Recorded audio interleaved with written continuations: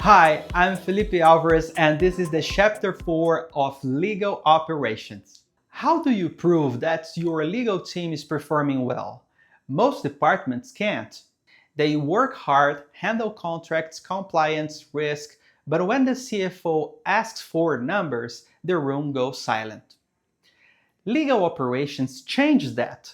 By tracking a few key metrics, you can move from "we're busy" to "here is the impact we deliver." So, which metrics actually matter? Let's focus on three that every legal ops team should start with. Contract cycle time. How long it takes from request to signature. That's your speed indicator. Reducing that time by even 20% can save weeks of lost productivity. SLA Compliance, your predictability indicator. When the business sees you delivering on time, they start to trust your process.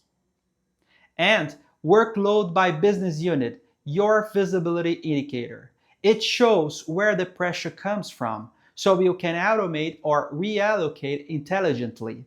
Once you capture these three, you start seeing patterns. Maybe 70% of delays happens in the approval stage. Maybe one department creates half of your workload.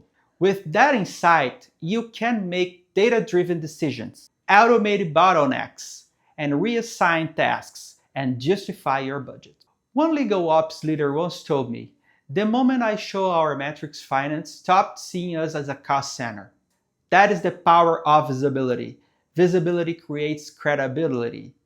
You don't need 50 KPIs. You need three that tell your story: speed, predictability, and demand. Because when you can measure your work, you can prove your value. And that's how legal ops earns a seat at the executive table.